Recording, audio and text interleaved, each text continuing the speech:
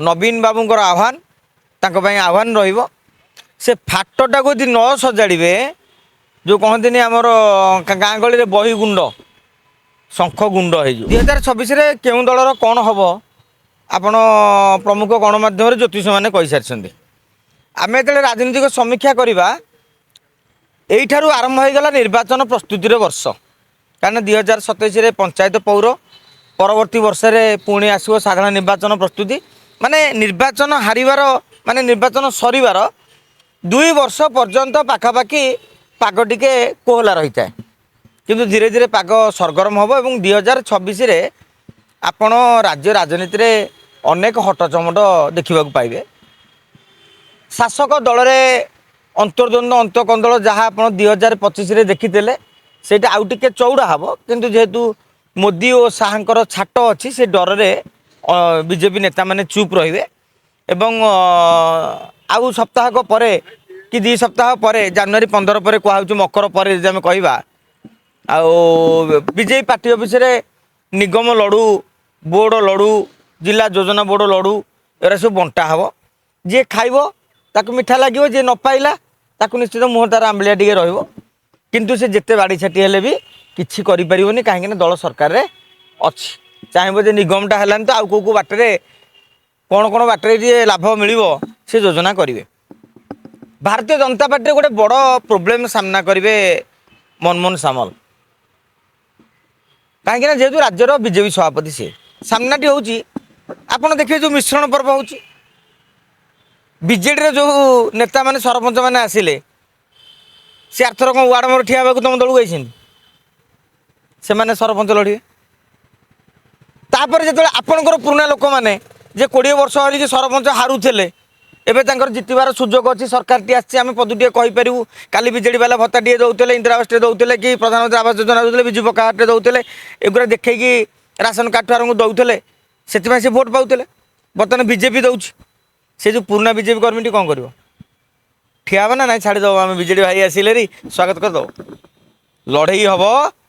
BJP प्रति पंचायत रे 2-2टी प्रार्थी गोटे हूँ नुआ बीजेपी आउटा हूँ पुराना बीजेपी ए लड़े दल को आक्ता माक्ता करदेव एवं जदि आम विजु जनता दलर कथा कहवा विजु जनता दल में शंखरे टिके फाट सृष्टि होता नवीन बाबूंकर आह्वान आह्वान रहिबो से फाटटा को यदि न सजाड़े जो कहते आमर गाँ गली में बही गुंड शंख गुंड हो किंतु एबे भी बीजेडी नेता माने आपण लक्ष्य करेंगे नवीन बाबू को कहीं अटैक करूना माने नवीन बाबू प्रति कहार नकारात्मक मनोभाव ना निर्दिष्ट भाव पांड्यान और पत्नी प्रति टिके रोची रिजर्वेशन एवं आउ गोटे कथा रोची जो 5 जन नेता ना जहाँ प्रभात विश्वाल नहीं सेटा बड़ इश्यू नुहे से समाधान हो किंतु नवीन बाबू ऊपर सबू निर्भर करे नवीन बाबू जदि एबेठारू दलर दायित्व बड़ बड़ नेता आवंटन न करती ताहले आपण देखिबे 2027 रे आंकर नुआपड़ा भली फल मिल केते मिल कहबिनी नुआपड़ा भली फल जी जहाँ बुझुच बुझ एवं कांग्रेस कथा जी आप कहे भक्त बाबू जिते पीसी सभापति होइकी ओडिशा रे पाद थापिले तांको हाथटी भांगी जाइथला एयरपोर्ट रे धक्का धक्की रे वर्तमान दल रे गोष्ठी कंदल रे से हाथटी आउ थरे भी भांगी जाई पारे माने हाथ चिन्ह माने भांगी जाई पारे से हाथटी तेणु तांकर दायित्व अच्छी कालुपड़ा सेक भल भाव देकी हाथ को मजबूत करिवार दरकार मोकिम आउ तांको झियो पोस्टर रे हाथ काटी साइले सी मोकिम बाबू आंचलिक दल गठन करने केबे विजय महापात्र घर को केबे सौम्य पट्टनायक घर को केबे आउ पंचानन कानून को कौ नेता को जहाँ को पाउछन्ति भेटुछन्ति किंतु देखी सारी सब कौ नेता भिड़ को नुह तेणु समय को अपेक्षा करुँच कांग्रेस गोटे आह्वान रहा भक्तदास तो कहते राहुल गांधी प्रियंका गांधी आसबे कि न आस अलग कथा कांग्रेस भक्त बाबू गोटे भल स्ट्राटेजी आसबे कहीदे ସମସ୍ତେ ଜମାଟ ବାନ୍ଧିଯିବେ ଯେ ନାଇଁ ଭକ୍ତବାବୁ ବୋଧେ ରାହୁଲ ଗାନ୍ଧୀ ପ୍ରିୟଙ୍କା ଗାନ୍ଧୀ କହିଦେଇଛନ୍ତି ଅମକ ତାରିଖରେ ଆସିବେ। ଯେମିତି ଭକ୍ତବାବୁ କହିନଥିଲେ ଆମର ନୂଆପଡ଼ା ବେଳେ ସଚିନ ପାଇଲଟ, ତାପରେ ଆଉ କେତେ ଦୁଇ ତିନି ଜଣଙ୍କ ନାଁ କହିଲେ, ତେଲେଙ୍ଗାନା ମୁଖ୍ୟମନ୍ତ୍ରୀ ଆସିବେ, ଆଉ ଏମିତି ସବୁ ବହୁତ ନେତାଙ୍କ ନାଁ ସେ କହିଦେଇଥିଲେ କିନ୍ତୁ କେହି ଜଣେ ବି ଆଇଲେନି। ତାମାନେ ସିଏ ଗୋଟେ ଜୁମୁଲାଟେ ଫିଙ୍ଗିଥିଲେ। ଆଉ ଯଦି ରାହୁଲ ପ୍ରିୟଙ୍କା ଜୁମୁଲା 26ରେ ଫିଙ୍ଗିଥିବେ ତାହେଲେ ଜୁମୁଲା ଫଳ ପାଇବେ। ଆଉ ଯଦି ସତରେ ରାହୁଲ ଗାନ୍ଧୀ ପ୍ରିୟଙ୍କା ଗାନ୍ଧୀ ଓଡ଼ିଶା ଆସନ୍ତି କଂଗ୍ରେସ ଟିକେ ଚଳଚଞ୍ଚଳ ହେବ। ଗାୟମୋଟ କହିଲେ ବିଜୁ ଜନତା ଦଳ କଂଗ୍ରେସ ପାଇଁ ଏହା ଏକ ଆହ୍ୱାନ ଏଇଥିପାଇଁ କିଛି ନହେଲେ ଭାରତୀୟ ଜନତା ପାର୍ଟି ପାଖରେ ମୋଦି ଅଛନ୍ତି। ବିଜେଡ଼ି ଓ କଂଗ୍ରେସ, ବିଜେଡ଼ିର ବଳ ହେଉଛନ୍ତି ନବୀନ ବାବୁ, କିନ୍ତୁ ନବୀନ ବାବୁ ଶକ୍ତିମାନ ଭଳି ଟିକେ କାର୍ଯ୍ୟକ୍ରମଟାକୁ ଶକ୍ତିଶାଳୀ କଲେ ତାହେଲେ ବିଜେଡ଼ି ପ୍ରତି ପୁଣି ଲୋକଙ୍କର ଆଭିମୁଖ୍ୟ ବଦଳିଯିବ। ଆଜିକା ଦିନରେ ବି କହୁଛି ରାଜ୍ୟ ବିଜେପି ସରକାର ଏତେ ବି ଲୋକପ୍ରିୟ ହେଇନାହାନ୍ତି ଯେ ତାଙ୍କୁ ଅକଳରେ ପକାଯାଇପାରିବ ନାହିଁ। ବରଂ ଆପଣ ଦେଖିବେ ଛୋଟ ମୋଟ ଘଟଣାକୁ ହ୍ୟାଣ୍ଡେଲ୍ ଠିକ୍ରେ କରିପାରୁନଥିବାରୁ ଗୋଟେ ପଲ୍ୟୁସନ୍ ଇସ୍ୟୁ ହେଉ, ଧାନ ମଣ୍ଡି ସମସ୍ୟା ହେଉ, ଏମିତି ଛୋଟ ପାୱାର ଯେଉଁ ଆପଣ ଦେଖିବେ ମିଟର ସ୍ମାର୍ଟ ମିଟର କଥା ହେଉ, ଅନେକ କଥାରେ ସରକାର ଟିକେ ହଡ଼ବଡ଼େଇ ଯାଇଛନ୍ତି। ତେଣୁ ଏ ଏକ ଆହ୍ୱାନ ଥିଲାବେଳେ ବିରୋଧୀ ଯଦି ଶୋଇପଡ଼ିବେ ତାହେଲେ ମୋହନ ଆରାମସେ ସରକାର ଓ ଦଳକୁ ଚଳେଇ ପାରିବେ। କିନ୍ତୁ ବିଜେଡ଼ି ଓ କଂଗ୍ରେସ ଯଦି ରାଜରାସ୍ତାକୁ ଓହ୍ଲାଇବେ ତାହେଲେ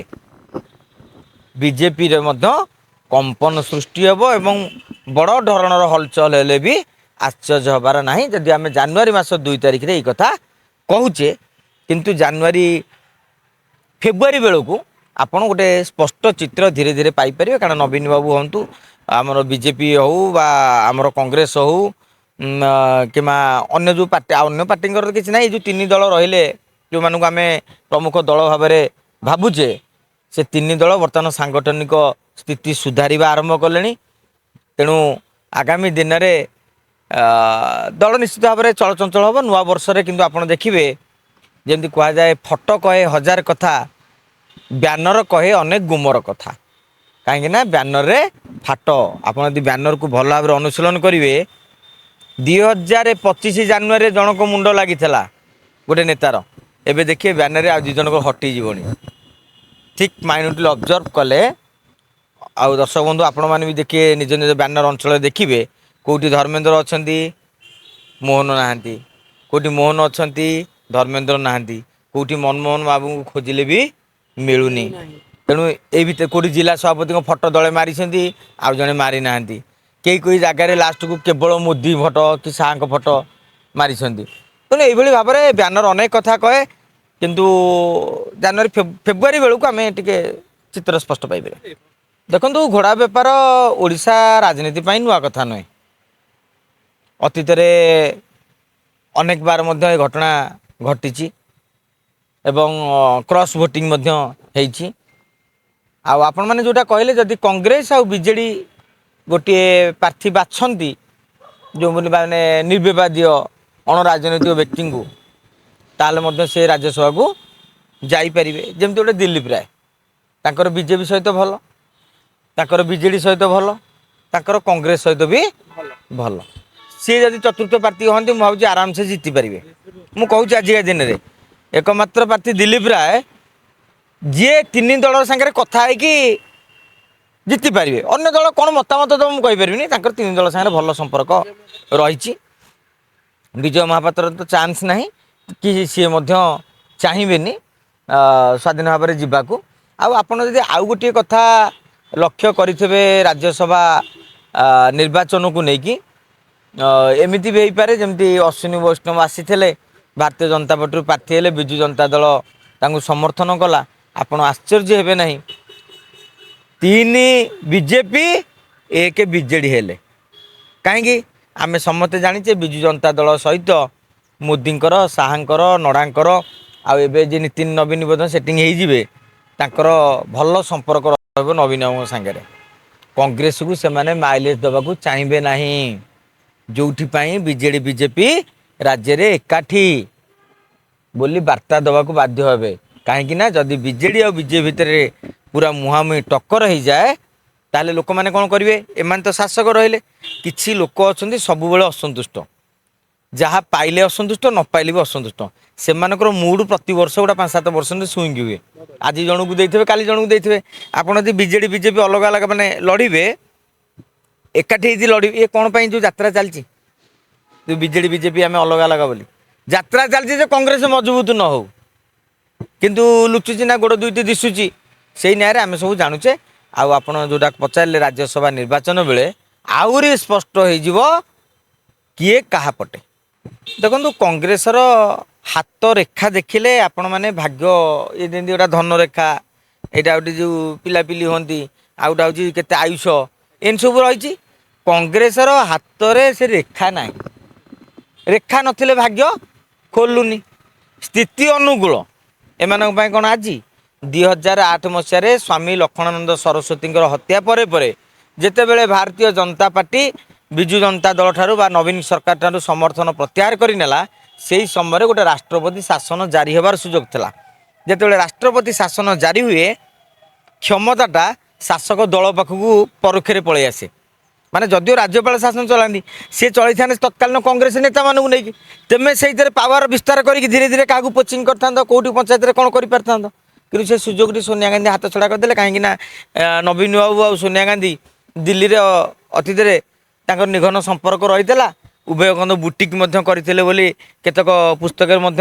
उल्लेख कराई तेणु से संपर्क जो सोनिया गांधी नीरव रही आप मार्क करेंगे कांग्रेस 10 वर्ष शासन 2004 ରୁ 14 जाए से 10 वर्ष भितर आज बीजेपी शासन को आसला मार्क करूँ 2014 ରୁ आइला अटैक करी करी करी करी करी बर्तमान 2025 बेलू सरकार को आइला कि नहीं ये 2004 ରୁ 14 कौन करते एमाने आसती विमान बंदर नवीन निवास से पखला भात खियाखी करी आराम से जाती दल गुंड हो गला।